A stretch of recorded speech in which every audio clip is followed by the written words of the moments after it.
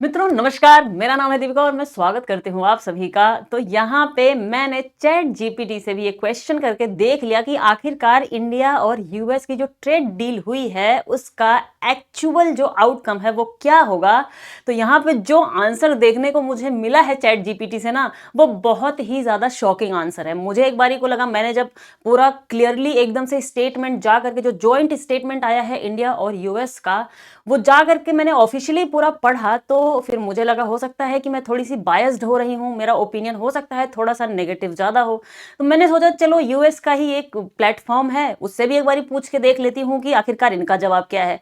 तो chat GPT का जो जवाब था वो देख करके मैं सच में दंग रह गई, वो भी मैं आपके साथ में शेयर करूंगी। और दूसरी चीज़ यहाँ पे ये है, जो हम ये ट्रेड डील जो हमने करी हुई है अभी, वो ट्रेड डील देख करके तो ऐसा ही लग रहा है कि ट्रंप जो है पूरे तरीके से कंट्रोल करने की कोशिश कर रहे हैं इंडिया को, और वो पूरी की पूरी एक तरफा ट्रेड डील हमें यहाँ पे नजर आ रही है।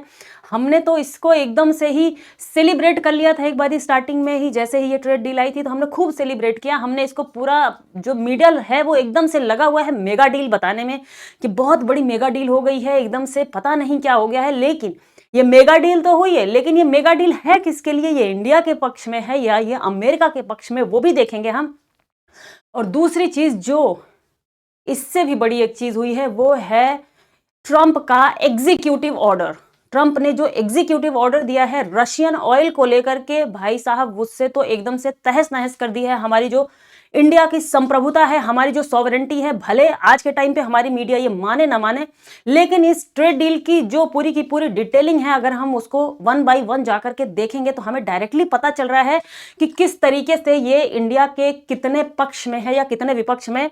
और मैं उम्मीद करूंगी मैं आपको पूरा का पूरा हिंदी में पढ़ के बताऊंगी। ऑफिशियल स्टेटमेंट है, मैंने इंग्लिश में भी हालांकि ले रखा है सारा का सारा, लेकिन मैंने इसको हिंदी में भी ले रखा है हमारे व्यूअर्स के लिए, कि जो है मैक्सिमम जिनको हिंदी समझ है उनके लिए भी ले रखा है। और मैं ये पढ़ के आपको वन बाय वन बताऊंगी कि आप बताएंगे, आप डिसाइड करेंगे कि ये कितने हमारे पक्ष में है या कितने हमारे विपक्ष में है। इसमें आपकी जो है ओपिनियन मैटर करेगी। आप देखिए, अभी कुछ दिन पहले 2 तारीख तक को जो है एक जब फोन कॉल हुई थी हमारे प्राइम मिनिस्टर जी और ट्रंप के बीच में, तो हम देखते हैं कि यहाँ पे खूब ढेर सारी ग्रीटिंग चलती हैं मोदी जी के बीच में, और ट्रंप को एकदम से बखान कर देते हैं एकदम से कि हाँ इनसे बड़ा तो शांति दूत दुनिया में कोई है ही नहीं, और ये वो ब्ला ब्ला।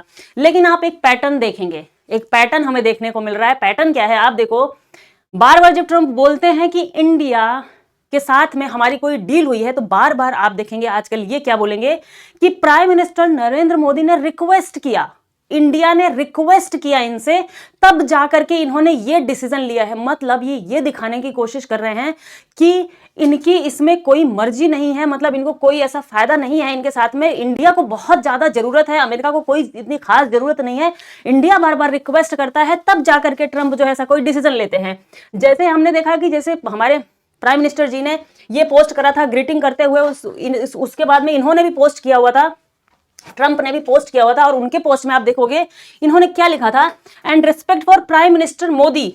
इतना तो रेस्पेक्ट लिखते हैं, मैंने एक ही स्लाइड ली हुई है, बहुत बड़ा मैसेज था, लेकिन मैं जो आपको दिखाना चाहती हूँ वो यहाँ पे ये चीज है। यहाँ पे इन्होंने क्या बोला, as per his request effective immediately, मतलब एज पर हिज रिक्वेस्ट। यहां पे भी उन्होंने दिया कि इंडिया के अनुरोध पर, इंडिया के रिक्वेस्ट करने पर। और जब हम आगे चलते हैं और हम ये पूरा का पूरा चिट्ठा देखते हैं जो अभी आया हुआ है हमारा इंडिया और अमेरिका का जो ज्वाइंट स्टेटमेंट है, कहने के लिए तो ज्वाइंट स्टेटमेंट है, लेकिन ये पूरा का पूरा ऐसा लग रहा है अमेरिका का ही स्टेटमेंट है, जिसको इंडिया ने भी यहाँ पे पोस्ट कर दिया है। ऐसा लग नहीं रहा है, सेम वही चीज है। आप व्हाइट हाउस की जो है साइट पे जाकर के देखेंगे तो जो एग्जैक्ट है जॉइंट स्टेटमेंट का मतलब यही, हमने ज्वाइंटली ये स्टेटमेंट दिया है, तो सेम चीज वही बाहर निकल के आएगी, दोनों ही पक्ष सेम स्टेटमेंट को डालेंगे। लेकिन यहाँ पे आप देखोगे जब ये स्टेटमेंट आया है, पहले अमेरिका ने ही स्टेटमेंट डाल दिया, मतलब कोई प्रोटोकॉल ही फॉलो नहीं हुई है इस स्टेटमेंट को डालने में। मतलब एक टाइम होता है इंडिया का और अमेरिका के बीच का, एक टाइम है कि हाँ हम इस टाइम पे जो है ये जो अग्रीमेंट है, हमारा जो ज्वाइंट स्टेटमेंट है, वक्तव्य है, इसको हम एक टाइम पे, एक टाइम फ्रेम पे जो है यहाँ पे पोस्ट करेंगे। लेकिन जब ये पोस्ट करते हैं, पहले अमेरिका पोस्ट कर देता है, हम यहाँ पे सो रहे होते हैं, हमारी दिल्ली सो रही होती है, उसके बाद में हमें पता चलता है कि अच्छा अमेरिका ने पोस्ट कर दिया, चलो चलो हम भी पोस्ट कर देते हैं इसको कि हाँ ये ज्वाइंट स्टेटमेंट आ गया। मतलब अमेरिका ने अपने मन से सारी चीजें कर दी यहाँ पे। और दूसरी चीज, आप ये रीड करोगे जब ये पूरा का पूरा स्टेटमेंट, आपको इसमें दिखाई देगा कि न जाने कितनी बारी सबसे पहली चीज है कि अगर जॉइंट स्टेटमेंट है तो भाई जब जॉइंट स्टेटमेंट है तो दोनों ही कंट्रीज को एक म्यूचुअल रेस्पेक्ट देनी होती है। लेकिन आप देखोगे किस तरीके से ये टिल्ट है अमेरिका की तरफ। यहां पे जब आप देखोगे स्टार्टिंग ही हमने देख ली कि यहां पे लिखा हुआ है संयुक्त राज्य अमेरिका और भारत, पहला नंबर लिखा जा रहा है संयुक्त राज्य अमेरिका, दूसरा फिर भारत। और ये इस तरीके का जो ये पैटर्न है, कहीं कहीं पे अगर हमारा जॉइंट स्टेटमेंट है तो हम ये भी तो लिख सकते हैं भारत और संयुक्त राज्य अमेरिका, भारत और संयुक्त, लेकिन हर जगह आप देखोगे पहला नंबर आएगा संयुक्त राज्य अमेरिका, फिर आ रहा है भारत का नाम। और दूसरी चीज, इसमें जो चीजें इस अग्रीमेंट में जो चीजें शामिल है वो पूरी की पूरी इंडिया के अगेंस्ट में जाती हुई हमें दिख रही हैं। और चैट जीपीटी ने क्या कहा है वो भी हम चल करके देखेंगे फाइनली कि आखिरकार एक्चुअल में चीजें क्या निकली हैं। आप यहाँ पे देखोगे जो ये स्टेटमेंट है ये एक इंटरिम स्टेटमेंट है। इंटरिम स्टेटमेंट का अंतरिम स्टेटमेंट कह लो हिंदी में आप। इसका मतलब ये है कि अभी इसका एक फुल एंड फाइनल वर्जन भी आना बाकी है। ये तो डाल दिया गया दोनों कंट्रीज की तरफ से, अभी इसका एक फाइनल वर्जन भी आएगा, उसको भी यहाँ पे डाला जाएगा। लेकिन अभी इसमें जो हम चीज देख रहे हैं, एक तो चीज आई थी कि इंडिया का मैप इन्होंने डाल दिया जिसमें पीओके भी इंडिया के अंदर में था, जिसमें अक्साई चिन्ह भी इंडिया के अंदर में था। वो एक तरीके से ऐसा लग रहा था इंडिया को लॉलीपॉप दिया जा रहा है कि इंडियन लोग जो है इन चीजों को भूल जाएंगे और उस मैप के हवाले से कि हाँ चलो पाकिस्तान को इंडिया में शामिल, पीओके को शामिल कर दिया तो फिर इंडियन खुश हो जाएंगे और वो ये सारी चीजें भूल जाएंगे। लेकिन हम अब यहाँ पे ये भूलने की चीज है ही नहीं। जो आने वाले दिनों में हम देख सकते हैं अपने मार्केट में, जो हमारे मार्केट का दृश्य होने वाला है आने वाले टाइम पे, वो एकदम से अलग दिख रहा है। दिख कैसे रहा है? एक तो यहाँ पे टैरिफ मान लो हमारी 18% कर दी गई है, 25 से 18%। रेसिप्रोकल टैरिफ की बात करी है, रेसिप्रोकल पारस्परिक जो टैरिफ थी, मतलब इंडिया ने अमेरिका के ऊपर जो टैरिफ लगाया था उसके बदले में अमेरिका ने जो इंडिया के ऊपर टैरिफ लगाया हुआ है उस टैरिफ को 25 से कम करके 18% किया गया है। दूसरा प्यूनिटिव टैरिफ था, मतलब रशिया से ऑयल लेने की वजह से इंडिया के ऊपर जो टैक्स लगाया गया था वो एक अलग टैक्स था 25% का। उसकी भी हम आगे चल के बात करेंगे। वो इन्होंने डाला हुआ है अपने एग्जीक्यूटिव ऑर्डर में और वो बहुत ही भयानक तरीके का एग्जीक्यूटिव ऑर्डर है। देखेंगे आगे चल के वो स्टेटमेंट, पहले ये देख लेते हैं। देखिए इसमें हमने क्या किया, एग्रीकल्चर फील्ड को खोल दिया है।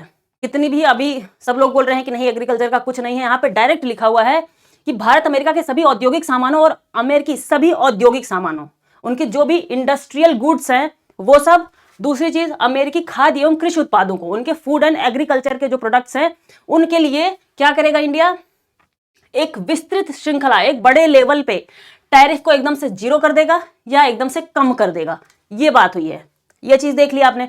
मतलब आगे आने वाले टाइम पे अमेरिका का जो एग्रीकल्चरल प्रोडक्ट्स है, उनके इंडस्ट्रियल जो गुड्स हैं वो इंडिया में भर भर के आने वाले हैं।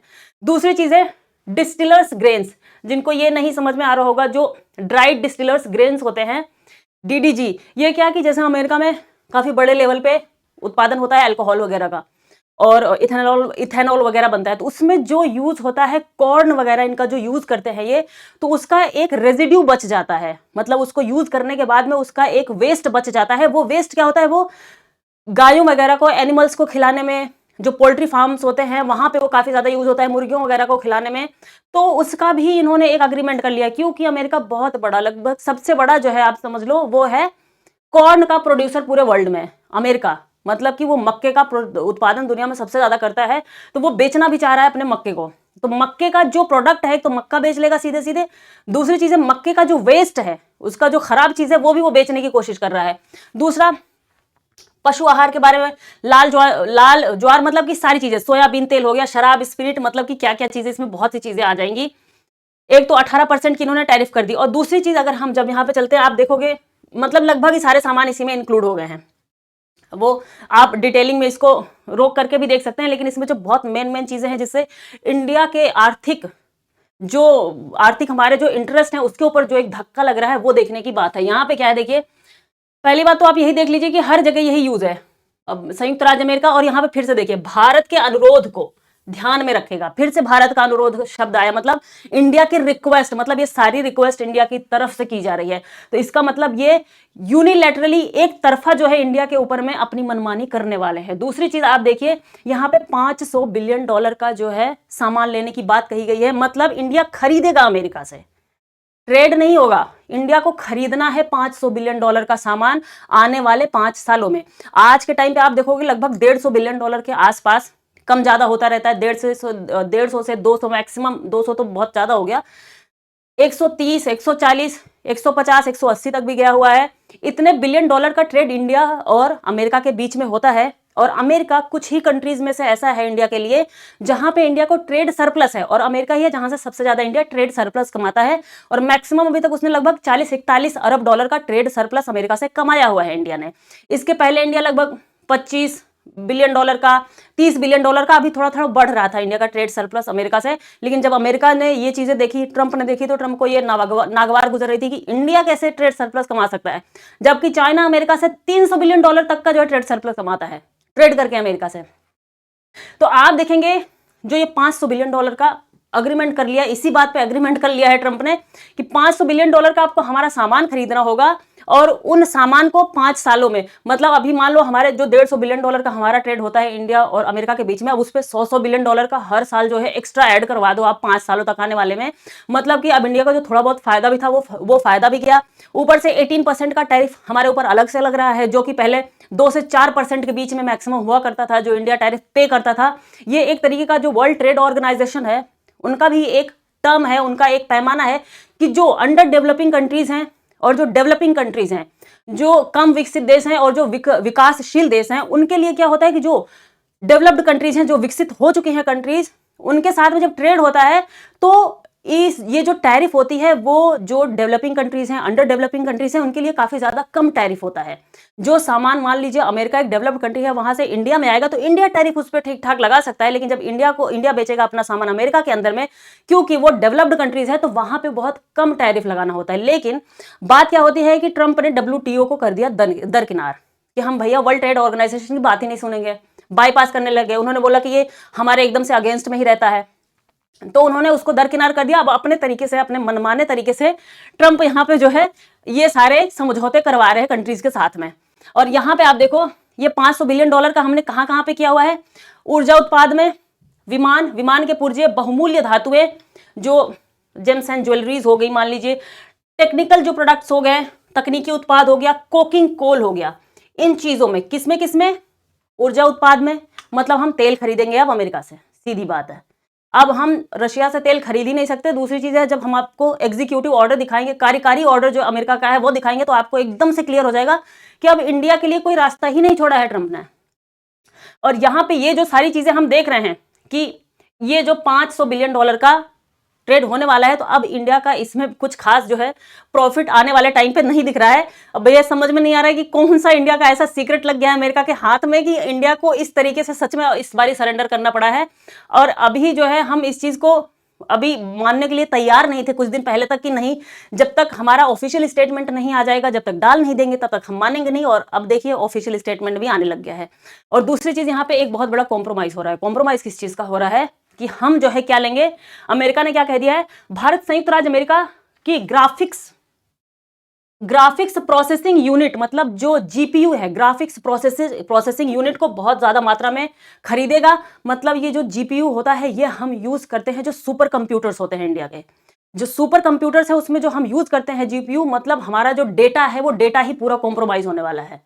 मतलब आपका जो डेटा है आप उसमें यूज करोगे, उनकी ज्यादा से ज्यादा टेक्निकल चीजें ला करके आप अपने जो है सुपर कंप्यूटर्स में, मतलब आपकी सारी जानकारी तो वहीं पे पड़ी हुई है, तो उनको तो मालूम है कि हाँ उन्होंने अपने जो जीपीयूज है उसमें क्या यूज किया है, कौन सी इंफॉर्मेशन उनके पास में पहुंच रही है। और आज के भी टाइम पे आप ऐसे भी देख लो, अमेरिका के पास इतने ज्यादा साधन है कि वो सारी कंट्रीज का जो है डेटा उसके पास में पहले से ही पड़ा है। खास करके इंडिया का डेटा तो उसके ही पास में, सारा गूगल का डेटा उसके पास में है, हमारे डिफेंस का भी सारा डेटा जो है अमेरिका के पास में, हम क्या कर रहे हैं क्या नहीं कर रहे हैं। तो ये भी एक बहुत बड़ा यहाँ पे हमें मैटर दिखाई दे रहा है। और दूसरी चीज आप देखिए, आप इन चीजों को थोड़ा सा आप ऐसे रोक करके भी अगर आपको लगेगा तो आप पढ़ सकते हैं, लेकिन यहाँ पे जो सबसे बड़ी चीज मैंने देखी है वो काफी ज्यादा दुखी करने वाली चीज है। ये आप लोग भी मानेंगे क्योंकि हम बहुत टाइम से जानते हैं कि रशिया इंडिया का बहुत एक अच्छा फ्रेंड रहा है, और इस तरीके से उसको दरकिनार करना हमें पड़ेगा। और जिस तरीके से हमारे पे प्रेशर बनाया गया है इतने भयानक तरीके से, वो हमें करना ही पड़ेगा। आप देखोगे ये कार वाला सीन बहुत लोगों ने शेयर किया था कि अचानक से पुतिन मोदी को कार में बुला लेते हैं, और इस पे काफी एक स्पेकुलेशन हुई थी कि वहां पे ऐसा हो सकता था कि मोदी जी के लिए, इनके लिए असैसिन का प्लान किया गया था, मतलब इन पे ऊपर खतरा था मोदी जी के ऊपर। तो यहाँ पे एक तरीके से पुतिन ने बचा लिया था उनको, मोदी जी को। इस तरीके की लोगों ने बात कही थी। मुझे इस बारे में बहुत ज्यादा कंफर्मेशन एकदम A to Z नहीं है, मैं इस बारे में बहुत कुछ नहीं बोल सकती, लेकिन इसमें आपने वीडियो जरूर देखी होगी काफी ज्यादा। तो भी अब हमें जो है इस कंट्री से एक तरीके से अपना रिश्ता खत्म करने की नौबत आ चुकी है, और जो कि होने नहीं देना चाहिए, क्योंकि अगर रशिया ना होता तो सही मायने में अगर देखा जाए तो इंडिया आज के टाइम पे न्यूक्लियर पावर्ड कंट्री भी नहीं होता। अमेरिका ने पूरी जोर जबरदस्ती लगा ली थी इंडिया को एकदम से रोकने की कि हम अपना न्यूक्लियर वेपन ना बना पाए, और हम भी उन्हीं देशों की कैटेगरी में खड़े हों जो एकदम से हाथ जोड़ के खड़े होते हैं। आज के टाइम पे इंडिया का अगर कोई भी कंट्री, चाहे वो चाइना हो गया, पाकिस्तान हो गया, कोई भी कंट्री एक तरीके से उतना एग्रेसिव तरीके से इंडिया पे हमला नहीं कर पाता है, वो क्या वजह है? वो है हमारा न्यूक्लियर पावर्ड होना। वो एक बहुत बड़ी वजह है इंडिया की मजबूती की, और वो हमें बहुत बड़े सपोर्ट के साथ में मिली थी रशिया के। और कई बारी वीटो को लेकर के भी, वीटो यूएन में, जो यूनाइटेड नेशंस की सिक्योरिटी काउंसिल है, वहां पे वीटो, इंडिया के लिए वीटो अकेले रशिया ने यूज किया हुआ है, ये भी हम जानते हैं इस चीज को। और रशिया इंडिया की यूनाइटेड नेशन सिक्योरिटी काउंसिल का भी पक्षधर रहा है कि इंडिया को शामिल होना चाहिए। अमेरिका ने कभी कोई ऐसा खास स्टेप नहीं लिया है इंडिया के लिए, लेकिन रशिया ने हमेशा जितनी भी हमारी काफी ऑड सिचुएशन रही है उसमें साथ दिया है। लेकिन फिर भी आज का ये दिन आ गया है कि इस तरीके से हमें अमेरिका के सामने झुकना पड़ रहा है, और सच में झुकना ही हुआ ये। मैं अब इस वर्ड को यहाँ पे नहीं हटा सकती हूँ। और आप देखो, जो ये एग्जीक्यूटिव ऑर्डर है, इससे पूरा पता चल रहा है कि किस तरीके से ये काम चल रहा है। इनका एग्जीक्यूटिव ऑर्डर है। एग्जीक्यूटिव ऑर्डर क्या होता है? जैसे पहले इन्होंने ज्वाइंट स्टेटमेंट निकाल दी इंडिया और अमेरिका की, जो कि देख के लग रहा है कि वो सिंगल स्टेटमेंट है, ज्वाइंट स्टेटमेंट कहीं से नहीं है। दूसरी चीज, ये एग्जीक्यूटिव ऑर्डर उसके बाद इन्होंने साइन करी। अमेरिका का जो प्रेसिडेंट होता है वो कोई एग्जीक्यूटिव ऑर्डर साइन कर सकता है, मतलब जो प्रेसिडेंट है वो एक तरीके से एग्जीक्यूटिव है, कार्यकारी। हम जानते हैं कि किसी भी गवर्नमेंट में 3 तरीके की चीजें होती है, एक विधायिका, कार्यपालिका, न्यायपालिका। तो ये कार्यपालिका है, इनकी जो कांग्रेस है वो विधायिका है, वो कानून बनाती है। लेकिन ये जो कार्यपालिका है, ये भी एक एग्जीक्यूटिव ऑर्डर होता है, वो साइन कर देते हैं, तो उसको जो है इनकी कांग्रेस में, इनकी जो अमेरिका की संसद है, वहां जाकर के इनको कोई जो है उससे अप्रूवल नहीं लेना पड़ेगा। अब ये सीधे सीधे लागू हो जाएगा, ट्रंप के ऑर्डर से ही लागू हो जाएगा। और ये कार्यकारी जो एग्जीक्यूटिव ऑर्डर है वो है क्या? वो ये देखिए, इनके secretary of commerce, monitoring and recommendation, monitor किया जाएगा इंडिया को, और उस पर जो है सिफारिश की जाएगी। मॉनिटरिंग एंड रिकमेंडेशन, ये शर्मनाक लाइन है इंडिया के लिए, मैं सही बोल रही हूँ, ये ऐसा होना नहीं चाहिए था। दूसरी चीज क्या है, इनके कॉमर्स सेक्रेटरी, इनके सेक्रेटरी ऑफ स्टेट, मतलब कई जो है इनके ऑफिशियल्स क्या मॉनिटर करेंगे कि इंडिया इन फ्यूचर रशिया से ऑयल ना खरीदने पाए। ठीक है, इंडिया इन फ्यूचर रशिया से ऑयल ना खरीदने पाए, वो तो ठीक है, लेकिन इसमें एक ऐसी लाइन और जोड़ दी गई है, इंडिया डायरेक्ट और इनडायरेक्ट, मतलब डायरेक्ट तो ठीक है, इनडायरेक्ट, अब मतलब इनडायरेक्ट जो है परचेज को लेकर के भी इन्होंने इतनी बड़ी स्टेटमेंट यहाँ पे ऑर्डर साइन किया हुआ है। मतलब कल को इंडिया का कोई एयरक्राफ्ट हुआ, कुछ भी हुआ जो रशियन ऑयल से या किसी चीज से भी चलता है, या कुछ इस तरीके की कोई भी हल्की फुल्की भी चीजें हुई, तो उसके बेसिस पे यूरोप मना कर सकता है, इंडिया से नहीं परचेज करेगा, अमेरिका मना कर सकता है। मतलब इंडिया को एकदम से कन्फाइन कर दिया गया है, और ये देखेंगे। और दूसरी चीज, अगर इंडिया ने इन फ्यूचर फिर से ऑयल लिया रशिया से, तो फिर से इंडिया के ऊपर एक्स्ट्रा 25% का टैरिफ ऐड किया जाएगा। मतलब जो दंडात्मक पनिशमेंट, प्यूनिटिव जो हमारा टैरिफ था 25% का इंडिया के ऊपर जो रशिया से ऑयल खरीदने का, वो टैरिफ इस बात पे हटाया जा रहा है कि इंडिया इन फ्यूचर ऑयल नहीं खरीदेगा, अगर खरीदेगा तो फिर से 50% का टैरिफ इंडिया के ऊपर टैक्स से लग जाएगा। और इन्होंने एड वेलोरम टैक्स कहा है, देखते हैं उसके ऊपर, उस 25 के ऊपर भी ये 25 लगा देंगे, या वही 25 रहेगा, जो भी होगा देखा जाएगा। आज के टाइम पे कितना इनका कम हो रहा है टैरिफ, कितना नहीं, अब और ज्यादा फाइनल ऑर्डर आएगा, और ज्यादा फाइनल डिटेलिंग्स आएंगी, और भी चीजें देखने को मिलेंगी। लेकिन ये इंडियन जो फार्मर्स हैं उनके लिए, और जो हमारे फार्मर्स को तो खास करके, क्योंकि जिस तरीके से चीजें, अब हमने फ्री ट्रेड अग्रीमेंट साइन कर लिया है यूरोपियन यूनियन के साथ में, हमारे लिए फायदा तो है, वो तो ठीक है, लेकिन जो यूरोपियन यूनियन कंट्रीज हैं वो जब सामान ला करके अपना एग्रीकल्चर और ये सारी चीजें और जो चीजें हैं वो ला करके डंप करने लग जाएंगी इंडिया में, और भी जो सस्ते सामान है, दूसरे फील्ड के जो सामान है वो लाके जब डंप करने लग जाएंगी, अमेरिका अपने एग्रीकल्चर के प्रोडक्ट्स लाके डंप करने लग जाएगा, तो इंडियन फार्मर्स के लिए एक बहुत बड़ी जो है बाधा खड़ी होने वाली है। और हम कितना ज्यादा फिर डिस्काउंट देंगे, कितना ज्यादा हम अपने फार्मर्स को सपोर्ट करेंगे, कितना भी सपोर्ट कर लेंगे, क्योंकि इन लोगों की, जो यूरोपियन यूनियन की, यूरोप की कंट्रीज की, अमेरिका की कंट्रीज की, इनकी जो टेक्नोलॉजी है, इनका जो प्रोडक्शन है, मतलब पर हेक्टेयर, इनके एक पर हेक्टेयर में जितना प्रोडक्शन होता है वो उतना इंडिया में कहीं नहीं होता। अभी भी इंडिया के प्रोडक्शन के मामले में काफी ज्यादा पीछे, हमारी टेक्नोलॉजीज काफी ज्यादा पीछे है, बहुत सी चीजों में हम पीछे चल रहे हैं। तो ये इंडिया के लिए एक सच में कंसर्निंग सिचुएशन है। कितना भी लोग इसको मेगा डील कह ले, कितनी भी वाहवाहियां दे लें, कितना भी कुछ भी कर ले, लेकिन है कंसर्निंग। देखते हैं शायद इसमें कुछ सोचेंगे तो यही कि कुछ पॉजिटिव चेंजेस आ जाएं। अभी ये इंटरिम है, अंतरिम इनका जो है स्टेटमेंट आया है, इस पे और जो फाइनल डिटेलिंग्स आए तो शायद हम उम्मीद करेंगे कि हमारे इंडिया के लिए भी इसमें कुछ फायदा हो। और आप देखेंगे जो चैट जीपीटी से क्वेश्चन किया मैंने कि भैया आप ये बताओ कि ये इंडिया के अगेंस्ट में कितने परसेंटेज में है, बिना बायस हुए एक एज अ थर्ड कंट्री बता दो आप कि इंडिया के कितने अगेंस्ट में है और कितने ये जो है पक्ष में है। तो यहाँ पे चैट जीपीटी ने डायरेक्टली बोला कि ये इंडिया के 70% एंटी इंडिया है, 30% इंडिया के पक्ष में है। और यहाँ पे यहाँ तक बोल दिया कि जो economically this deal can be read as up to 85% against India, but geopolitically it moderates to around 70%। मतलब आर्थिक रूप से अगर हम देखते हैं तो ये लगभग 85% तक जो है इंडिया के अगेंस्ट में है। मतलब 85% जो है अमेरिका के पक्ष में है, सिर्फ 15% इंडिया के पक्ष में है। बाकी अगर जियो पॉलिटिकल लेवल पे देखते हैं, हम स्ट्रेटेजिक लेवल पे देखते हैं, सामरिक लेवल पे देखते हैं तो ये जो है इंडिया के 30% पक्ष में है, 70% तब भी जो है ये अमेरिका के पक्ष में है। क्योंकि जो चाइना है, अगर इंडिया और अमेरिका के क्लोज रिलेशंस थोड़े से होते हैं तो इंडिया के लिए थोड़ा ये फायदा हो सकता है कि चाइना को काउंटर करने में इंडिया को फायदा हो। लेकिन जिस तरीके से चाइना और यूएसए का रिलेशन चल रहा है ना, लगता नहीं है कि अमेरिका चाइना को बहुत ज्यादा नाराज कर सकता है। क्योंकि अमेरिका की जो रेयर अर्थ मिनरल्स की पूरी जो उनकी जरूरतें हैं वो चाइना से पूरी हो रही हैं। 500 से 600 बिलियन डॉलर का ट्रेड हो रहा है अमेरिका और चाइना के बीच में। तो ट्रंप चाइना से बहुत ज्यादा नहीं पंगा ले पाते हैं। आप देखोगे अप्रैल में चाइना के साथ में शी जिनपिंग के साथ में उन्होंने मीटिंग भी फिक्स कर रखी है। और आप इसके पहले भी देखोगे कि कई बार ट्रंप ने जो है कहा है कि मुझे शी जिनपिंग से मिलना है। फिर वो कहते हैं कि नहीं, शी जिनपिंग ने अपने रेयर अर्थ मिनरल्स के ऊपर में इतने रिस्ट्रिक्शंस लगा दिए तो अब इनसे तो मिल ही नहीं सकता मैं। लेकिन फिर से वो पलटते हैं, फिर से जाकर के वो शी जिनपिंग से मिलते हैं। मतलब उनकी मजबूरी होती है शी जिनपिंग से मिलना। और ये बार बार इंडिया के लिए क्या कहते हैं कि इंडिया रिक्वेस्ट कर रहा है। तो भाई यहाँ पे कंसर्निंग सिचुएशन है। और हमारे जो ऑफिशियल्स हैं, हमारे जो अच्छे लेवल पोस्ट पे लोग बैठे हैं, उनको अब सच में जाति धर्म और ये दुनिया भर की इधर उधर की बातों से हट करके कंट्री के बारे में, देश के बारे में सोचना चाहिए। क्योंकि आने वाले टाइम पे इंडिया के लिए प्रॉब्लमेटिक चीजें बहुत ज्यादा हो सकती हैं। जिस तरीके से पूरी दुनिया का जियो पॉलिटिक्स सिनेरियो चेंज हो रहा है, पूरी दुनिया का ही आप देखोगे उसकी पूरी की पूरी जियो पॉलिटिक्स चेंज हो रही है। सब कुछ एकदम से उसकी धुरी बदल रही है। अमेरिका ने भी अपने डिफेंस, उनकी जो डिफेंस रिपोर्ट रिलीज करी थी उसमें भी उन्होंने मान लिया कि चाइना दुनिया का सेकंड सबसे पावरफुल कंट्री है। ऐसा अमेरिका ने मान लिया, इंडिया का जिक्र तक नहीं किया था उन्होंने। जो उनकी एनुअल रिपोर्ट आती है उनके डिफेंस की, उसमें उन्होंने चाइना का जिक्र किया था, इंडिया का जिक्र भी नहीं था वहां पे।